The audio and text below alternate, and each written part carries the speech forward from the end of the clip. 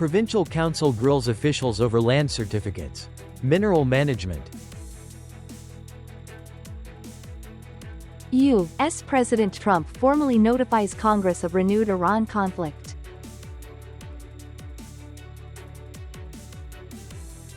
Several EU countries back trade ban on Israeli settlements. Hello, so good to see you again in today's news. I'm Hoàng Yến, and here we go to the first episode of the show. On the second working day of its fourth session, the 19th Nghệ An Provincial People's Council just held a lively Q&A session focusing on key voter concerns, including delays in issuing land use rights certificates and mineral management. For the first time, the Council adopted a resolution on the Q&A session. Delegates raised concerns over land applications being repeatedly rejected, the emergence of intermediaries offering to handle administrative procedures, poor coordination among agencies and local authorities, and shortages of construction materials. Addressing the Council, Director of the Department of Agriculture and Environment Hoang Quoc Viet said more than 40,000 residential land cases across the province had yet to receive land use rights certificates. Just over 4,300 cases, or about 11%, have been resolved. Delegates also questioned officials over repeated application rejections, illegal and excessive mineral extraction, and overloaded trucks. Director of the Department of Construction Pham Hong Quang later addressed the progress and quality of planning following the introduction of the two-tier local government model. Delegates highlighted short-sighted planning, poor infrastructure connectivity, stalled projects and the lack of a shared digital database. The construction sector pledged to tighten consultancy standards, strengthen independent reviews and accelerate the digitalization of planning data. The Provincial People's Council called for greater decentralization, stronger accountability of agency heads and strict implementation of post-questioning commitments. U.S. President Donald Trump formally notified Congress that the military operations against Iran had resumed on July 7th, triggering a new 60-day deadline for the U.S. command. In a letter to Congress, Trump said the military action was aimed at protecting the American people, safeguarding national security interests and advancing U.S. foreign policy. He accused Iran of violating a June 17 memorandum by attacking commercial vessels in the Strait of Hormuz, prompting Washington to resume airstrikes. The United States also announced the reinstatement of a blockade on Iranian shipping in the Persian Gulf, while pledging to keep the Strait of Hormuz open to international navigation. Under the U.S. War Powers Resolution, the President must notify Congress within 48 hours of launching military operations. Without congressional authorization, the campaign must end within 60 days. Trump's latest move has renewed controversy on Capitol Hill, with many lawmakers concerned that the conflict with Iran has already dragged on for months. The foreign ministers from several European Union countries are backing a proposed total ban on goods originating from Israeli settlements in the occupied Palestinian territories. Over the night, we have seen escalation again. EU Foreign Policy Chief Kaja Kallas said the proposal received the strongest support at a meeting of the bloc's foreign ministers on July 13. The European Commission had earlier outlined several trade restrictions, with the toughest option being a full ban on imports from Israeli settlements. The debate now centers on whether the ban should be treated as a foreign policy tool or a trade measure. As a foreign policy decision, it would require unanimous approval from all 27 EU member states. If classified as a trade measure, it would need support from at least 15 countries representing 65% of the EU population. Belgium, France, Ireland, Luxembourg, the Netherlands, Spain and Sweden are pushing for this approach. However, some countries favor delaying a decision ahead of Israel's parliamentary elections. The EU has yet to reach a common legal position on the proposal. Upcoming are some updated news. On July 14, the National Assembly Standing Committee reviewed draft amendments to the laws on the State Bank of Vietnam, anti-money laundering and credit institutions.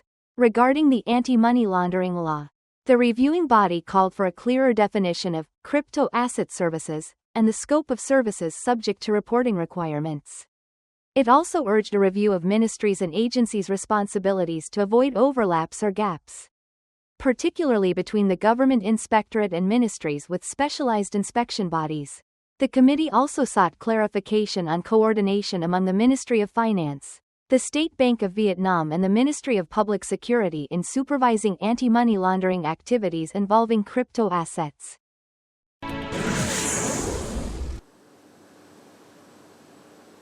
Despite numerous challenges, Nghệ An recorded positive socioeconomic result in the first half of 2026. GRDP growth was estimated at 9.65%, the highest for the period since 2012, ranking 12th nationwide and second in the North Central region. Budget revenue reached nearly 18 trillion Vietnamese dong, while registered investment exceeded 76.6 trillion Vietnamese dong, 5.1 times higher than a year earlier. Foreign direct investment totaled $2.41 billion United States dollars. Several key projects were launched, including the Queen Lap Thermal Power Plant and the Vinh Tanvu Expressway. Public investment disbursement exceeded 6.3 trillion Vietnamese dong, equivalent to more than 39% of the annual target. The province also reported positive progress in cultural and social sectors. The 8th International Conference on Cage Aquaculture in Asia, CAA8, will take place at Nha Trang University in Con Hoa Province from July 15 to 18. Under the theme, Green and Smart Development of Cage Aquaculture in Asia. The event will bring together scientists, businesses, regulators and international organizations to assess the sector, discuss challenges and share sustainable solutions. Key topics include offshore farming systems, breeding, nutrition and biosecurity, as well as artificial intelligence, the Internet of Things, carbon balance, value chain management and climate change adaptation. Vietnam is hosting CAA8 as the country promotes its marine economy and high-tech aquaculture, helping expand international cooperation and advance the sustainable development of the fisheries sector.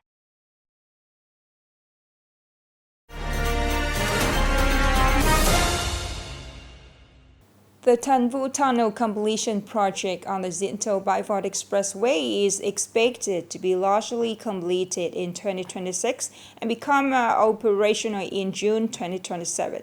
The investors and contractors are mobilizing manpower and equipment to keep the project on schedule. You can find more information in the story today. North of the Dinh Vu Tunnel, construction is being accelerated on the left sections of Giang Duong 1 and Giang Duong 2 bridges. Board pile drilling has been completed, and contractors are now working on abutments, piers and pier caps, aiming to launch bridge girders in 2026. We have deployed 9 construction teams. As the project enters its peak phase, we will add more personnel as needed to meet the schedule. Our supervision team is fully deployed to work alongside contractors day and night. We closely monitor progress, urge contractors to stay on schedule and report to the investor. South of the tunnel, work is also being accelerated on the 50-span Dinh Vu Bridge. In addition to difficult terrain, rising material costs and labor shortages, construction at several locations still faces obstacles. At piers T55 and T56 in the Linh commune, access roads needed to transport and install bridge girders have yet to be cleared. So far, the family has allowed construction of the pier foundations and shafts, but access roads for transporting and installing the girders are still unavailable. If the issue is not resolved, it will be very difficult for us to ensure progress. The 8.2 kilometers project includes the Giang Duong 1, Giang Duong 2 and Dinh Vu bridges, nearly 1.1 kilometers of tunnel, as well as roads and interchanges. Construction output has reached more than 381 billion Vietnamese dongs, equivalent to 29.37% of the contract value. The project remains on schedule, được tiến độ đường găng. 5 contractors have mobilized machinery, equipment and manpower to keep critical works on schedule. As required by the Ministry of Construction, the project will be largely completed before Tet and become operational in June 2027. Once completed, both tunnel tubes will operate simultaneously, with 3 lanes in each direction. The project is expected to ease a major traffic bottleneck on the Dien Chao Bai Vat Expressway, particularly during peak travel periods. Now is the end of the show today. Thank you so much for your attention. Goodbye for now and see you later.